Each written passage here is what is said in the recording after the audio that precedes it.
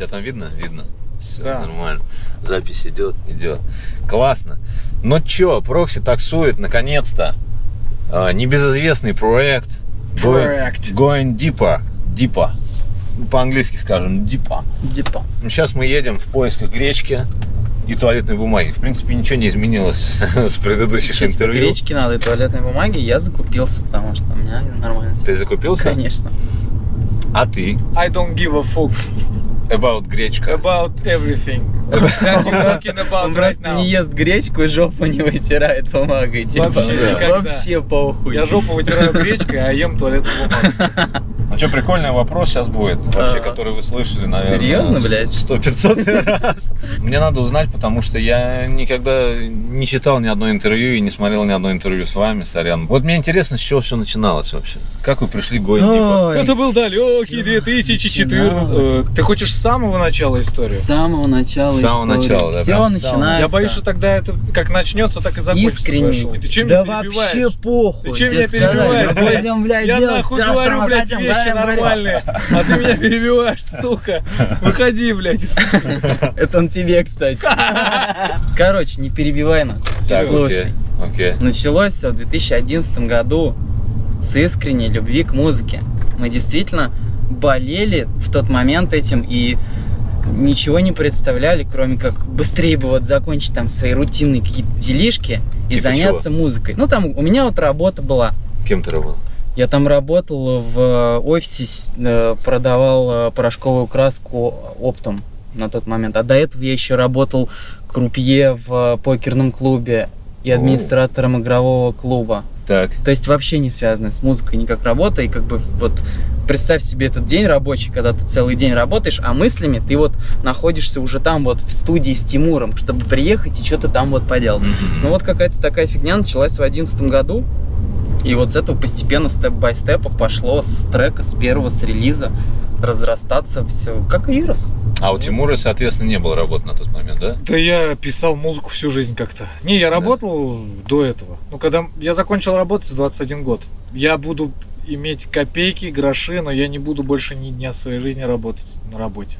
На дядю. Да не, ну я музыкой занимаюсь вообще всю жизнь. То есть я в 5 лет как пошел в музыкальную школу, потом как закончил ее, начал писать музыку там одну, потом другую, третью. И у меня уже был транс-проект. Ну, были поддержки там и на лейблах релиз, там и деньги присылали даже бывало. И все, и ты плюнул, короче, на это дело, и ты тоже плюнул, и все, и вы Но я начали, да? не сразу, но тоже в один момент просто понял, что надо заканчивать, потому что нельзя усидеть в двух, как это там говорят, на двух стульях Короче, на двух стульях, да. одновременно. И мы пошли в музыкальный бизнес врываться. И когда ворвались? В Когда это 2014-м ворвались, по-моему, вообще уже. В узких 2015. кругах мы как бы стали очень быстро известны. Но это вот такие узкие круги любителей танцевальной музыки. было? И вы сразу стали Going Deeper, или у вас была какая-то подготовка, ну, типа, вы хотели сделать проект? Да ничего у чисто нас не было. официально ничего не было. Чем мы просто сидели и делали музло, просто назвали себя Going Deeper, вообще абсолютно не привязанные, опять же, к музыке. Я знаю, что ты интересовался этим вопросом, то что какого давай, хера вы, блядь, Going Deeper, если вы вообще дип даже не играете, ни дип хаус, ни дип техно, ничего вообще. Но просто потому, что Going Deeper, это не значит, что мы там какую-то глубокую музыку там играем или что-то. Это значит, что мы углубляемся во все процессы вообще своей жизни и, в принципе, пытаемся применять свои знания в своей жизни уже более глубоко и осмысленно. То есть, если вы играете в Fortnite, вам обязательно нужен топ-1. Но быть профессионалом. Быть спецом, да. Да, быть спецом. В этом фишка нашего Но проекта. я так скажу, если танцевальная музыка, то мейнстейдж. Хедлайнерское время. Ну, хочется, да. Ну, Надо желательно. стремиться к этому. Не хочется где-то там на 33-й сцене там стоять, Ну да. типа вот знаешь, вот этим заниматься. Лучше Если мы вообще решили не заниматься делать танцевальной музыкой, то мы хотим добиваться максимальных высот. Да, у нас там уходит на это дольше времени, потому что мы не вкладываем в свое творчество там миллионы рублей, там я уж не говорю о евро. На таргет. Я уж не говорю Да. о десятках тысяч даже рублей. Ну, типа там, чтобы аккуратненько все это там шло. Ну и плюс ко постепенно. всему мы сделали много ошибок на самом деле во время становления проекта, потому что мы шли в одном стиле, у нас появилась определенная публика. Мы поменяли стиль, нам надоело, короче, мы стали делать другую музыку. Мы потеряли этих людей, когда поменяли еще раз стиль и еще раз. Короче, 4 раза мы потеряли. С одной стороны, это, конечно, ошибки, но с другой стороны, ну что, заставлять себя делать одно и то же. То, что не хочется делать, если мы не тебе будем это делать. немножко наскучило, мы такие, нам вот захотелось, мы пошли туда. Да, мы Захотелось, мы такие, вы пришли туда. другие. И вот и все, Да. идите на... Ну, типа того. Хуй. Да, не, я на самом деле сам считаю, что когда ты расширяешься, это же означает, что ты развиваешься. А когда ты развиваешься, это и есть наша жизнь, да? Да, по сути. И также в музыке, то есть я тоже как бы не стою на каком-то одном стиле. И хотя многие люди там говорили, что типа вот, Прокси это типа электро, я никогда не считал это электро. Ну, так же и с нами происходит. То есть мы просто, понимаешь, нельзя сказать, что мы какие-то трендсеттеры там или что-то. Ну, то есть, по крайней мере, вот мир идет, и мы идем в ногу с ним.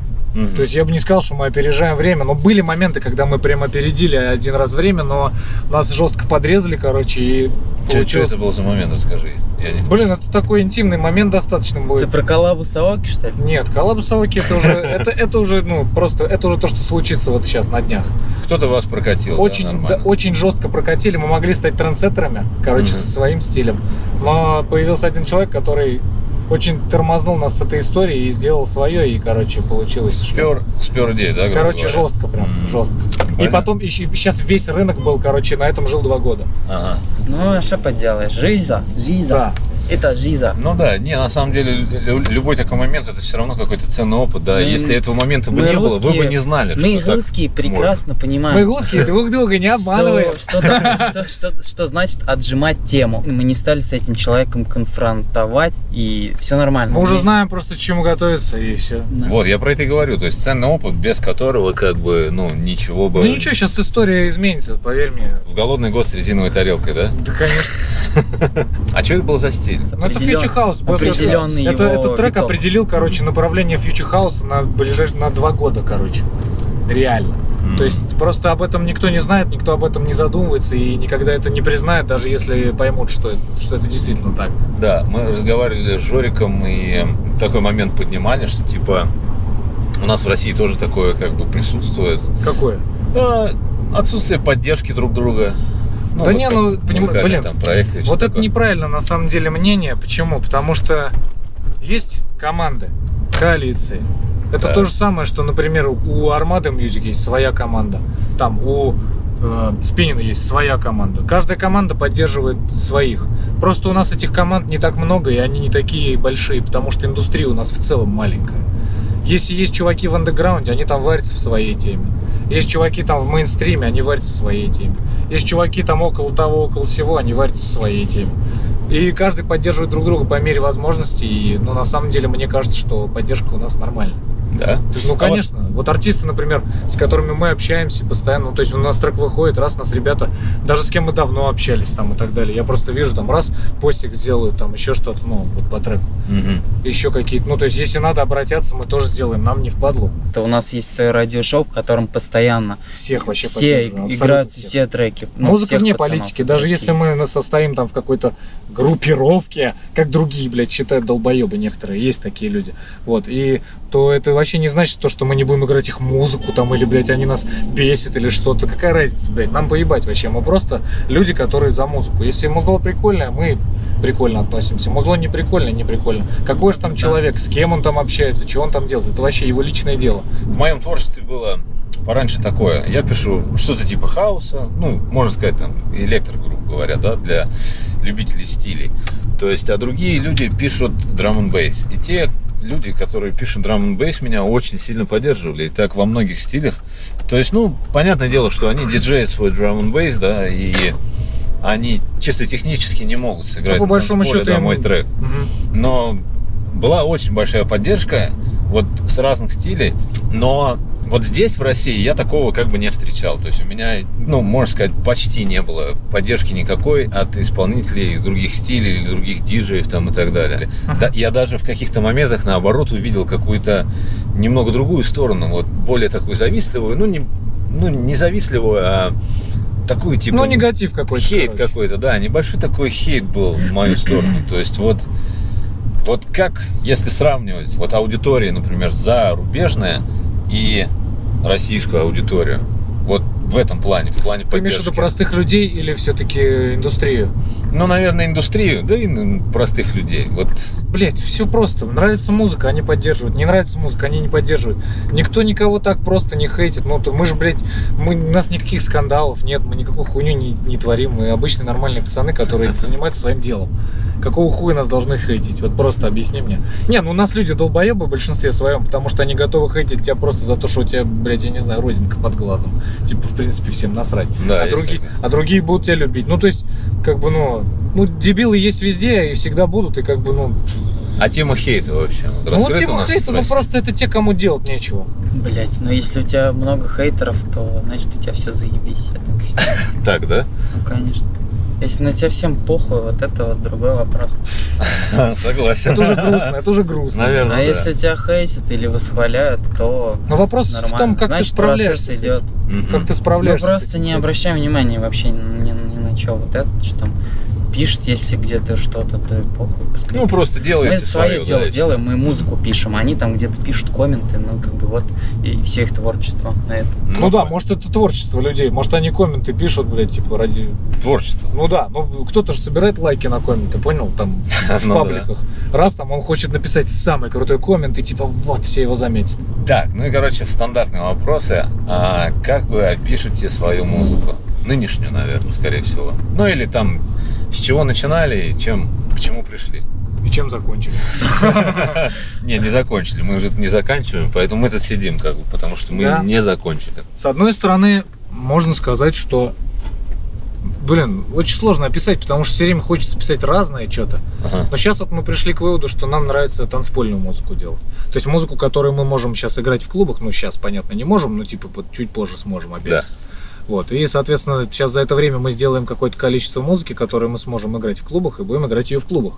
То есть, чтобы ты пришел в клуб, ты слышишь музыку, она прикольная, она тебе нравится, ты ее шазамишь, а там, оп, тот артист, который ее играл, он ее и написал. Ну, типа, неплохо. Ага. Вот такая идея. Это раз. И вторая, это кросс-жанровые треки, которые могут быть интересны еще и радиостанциям. Ну, то есть, не прям радио-попса, которую мы делали, типа вот... Ну, чтобы они были до этого. играбельные, в общем, Да. на радио. Чтобы можно было. А когда вы сидите в студии, закладываете ли вы какой-то месседж изначально? Подстраиваетесь ли вы под там радиостанцию или фестиваль или клуб? То есть делаете ли вы изначально звучание или все прет как бы ну как прет, так и прет? Я думаю, что все изначально исходит из того, как бы, что нам нравится, что мы умеем делать. Это вот в первую очередь это. Ну, то есть нет цели, знаешь, сделать то, не знаю что. Не, ну раньше у нас были попытки, типа, давай сегодня сделаем радиохит, надо бабок сейчас заколотим, ебать, потом еще кого-нибудь в коллабу впишем, и вообще будет круто. Сейчас мы понимаем, что просто, надо делать то, к чему у тебя лежит душа, и настроение, ты же творческий человек, и у тебя настроение сегодня одно, завтра другое, ты можешь сделать то или другое. Возможно, в плане там менеджмента как артиста какого-то, то есть я имею в виду нас двоих как единого организма, то есть, Going Deeper, это не совсем правильно, но мы просто положили, так сказать, хуй на это правило и просто делаем то, что нам нравится, и по сей день.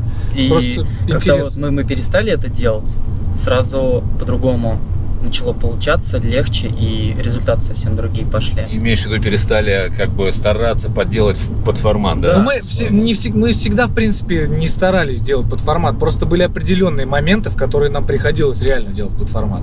Но сейчас просто, нужно быть искренним со слушателями. Это и самоуважение как бы восстанавливается, так сказать. И люди тебя по-другому воспринимают абсолютно. Они писали музыку там для рекламы или кино или что-то такого? В рамках проекта не писали, было пара предложений. Но я так писал чисто на территории Нижнего Новгорода, там несколько раз озвучивал рекламу, там, такое. Для локального такого. Там на федеральный эфир, но ничего такого суперсерьезного, где крутятся какие-то огромные деньги. Угу. Сейчас, мне кажется, наоборот, все люди уйдут опять в качество, да? Потому что сколько-то лет назад, да, когда вот эти все были EDM, фестивали, вот это все, музыка была очень шумная, звенела в ушах, очень громкая там и все такое. Тогда было то время, когда молодые начинающие музыканты, типа там по 15 лет, да, у всех получалось делать электронную музыку там на изи, да, открываешь Ableton, все, бам, у тебя трек готов. То есть они знали изначально, что делать для того, чтобы выступить на том фестивале. К примеру. кто будет сейчас делать в Ableton трек, вкладывать в него деньги, понимая, что этим летом он не поедет играть ни на какие фестивали. 100%. И поэтому он сделает трек намного лучше для души. Я скажу даже больше, сейчас дай бог, что так. Станет намного меньше, релизов, и вот эта вся ситуация, которая да и диджеев станет намного меньше, просто все поймут, что уже так деньги не заработаешь. На этом, на этой индустрии вообще очень мощно, и даже трафик в интернете сократится. Уже сократился. Да. Если этого раньше было все в переизбытке, релизы, там что фестивали, тусы каждый день, сейчас этого всего не будет. И останутся только те, кто действительно занимается музыкой от души. А куда сейчас пойдет весь упор? То есть на что? На качество или на количество? Сейчас, конечно, на качество. Выживет сильнейший, 100%. Я считаю, что для этой индустрии, вообще для мира, возможно, в то, что происходит сейчас с электронной музыкой, это плюс. Оно получает рефреш, я тебе скажу, по всем областям. Хоть это и трудное время, но, как говорится, после темной ночи наступает рассвет, и мы просто будем свидетелями этого рассвета, и я надеюсь, мы будем участниками его. Главное не сдаться. Сейчас, когда нужно сделать еще сильнее упор, упереться рогами и идти вперед просто. И в качество, да, наверное, продукта. Знаешь, главное просто делать то, что тебе нравится, и все. Как у нас на районе говорят, делай, как делаешь, да? Делай. Но только в 2 раза сильнее, да? Нет, сделай так, чтобы сам охуел, как смог. Вот так у нас говорят. А что за коллаб со Стив Аоки? Да, история на самом деле обычная. Просто для нас это новый опыт работать с таким большим артистом. Мы еще не работали с таким большим артистом. Должен был релиз трека состояться намного раньше. 1,5 года как. Вот. Но в связи с трудностями, сложностями, спецификой этой работы и вообще вот того, как у Стива весь его график строится, его работа строится, релиз пришлось немножко перенести. Да, вот сколько лет я его знаю просто как машина бизнеса. Не он имеет бренд, а бренд его, условно говоря. Да. Выражаясь таким простым языком. А где выйдет коллаб, кстати? У него альбом выходит. Я так понимаю, что Ультра Димак совместно. Нас, очень мало курсует по этому поводу, если честно. Несмотря на все обстоятельства, нам просто говорят, вот у нас будет лайвстрим со Стивом по секрету. Хотя какой секрет, если это после выйдет? У нас был лайвстрим. Как прошел, кстати? Пока не знаю.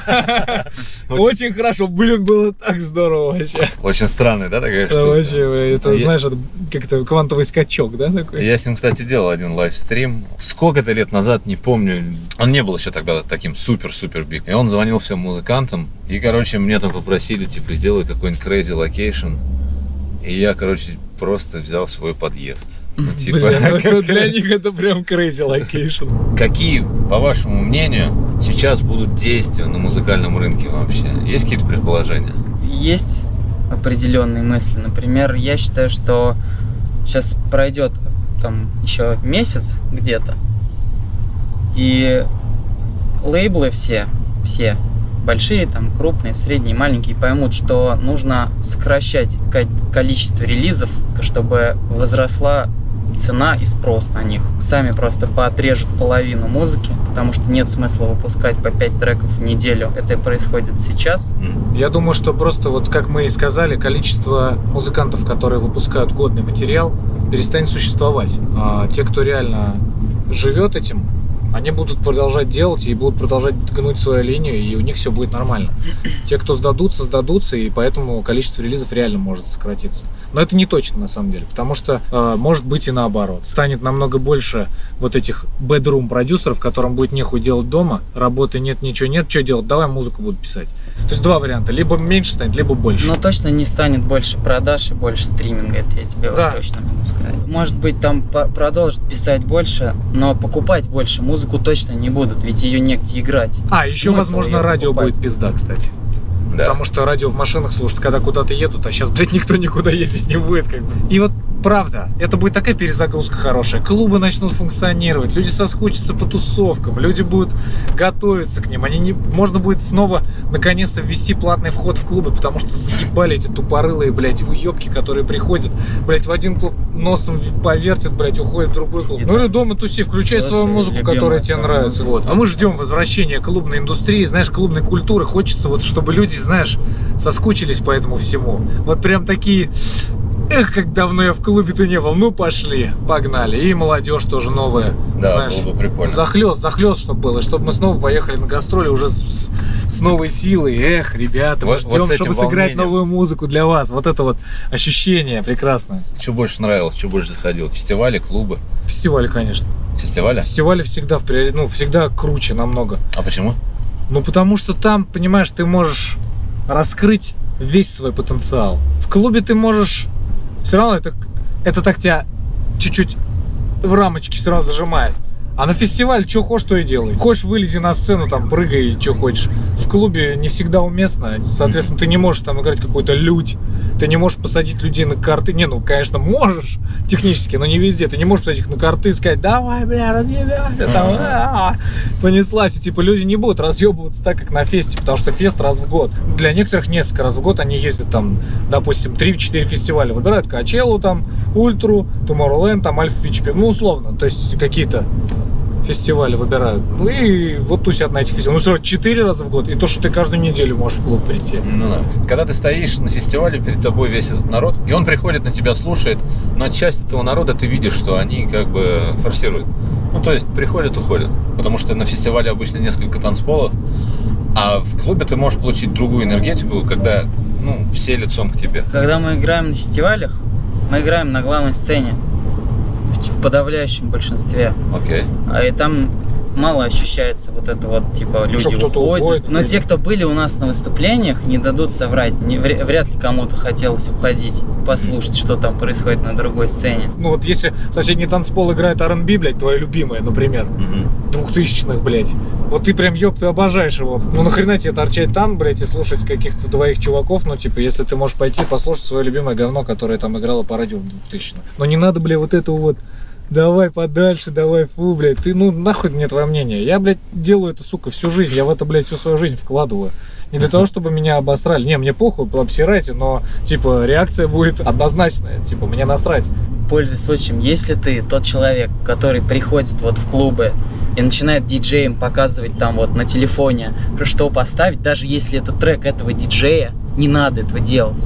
Диджеи, продюсеры, которые играют, они сами знают прекрасно, что им после чего ставить. Мы же не приходим к тебе на работу и не говорим, какие трусы, блядь, продать, или нахуй какой баллон с газом, блядь, отдать, или какой гроб выбрать, блядь.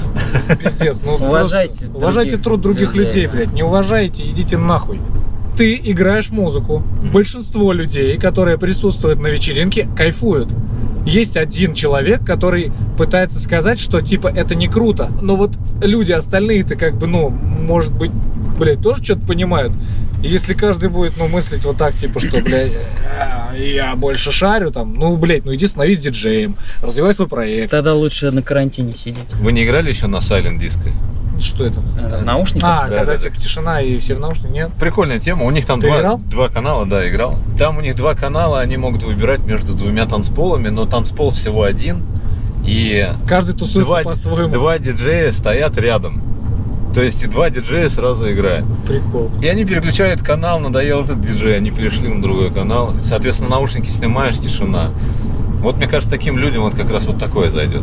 Прикольная тема. На самом деле у нас не практикуется, но, может быть, стоит. Мне кажется, этим людям сразу будет нужен еще 1 канал или еще 5 каналов. Ну да, недостаточно. Типа там вот здесь, чтобы любимка играла, но это, там кстати, еще что-то. Обилие выбора убивает на самом деле выбор. Полюбил бабу, все, женился на ней, пошел. А сейчас, блядь, ну вот выбирай не хочу, короче, что хочешь. Одежды, блядь, там женщины, блядь, люди, там другие, друзья. Раньше там меньше выбора, больше как-то активности проявляешь к чему-то одному, нежели, блядь, распыляешься на все и всю энергию свою тратишь ни на что, получается. Что бы вы пожелали вот начинающим музыкантам или продюсерам, или давай туда же замешаем, короче, начинающих ценителей музыки на фестивалях, в клубах и так далее? Развивать музыкальный вкус в первую очередь, стараться не относиться сильно критично к тому или иному жанру музыки, если он не является популярным. Как-то прислушаться, посмотреть,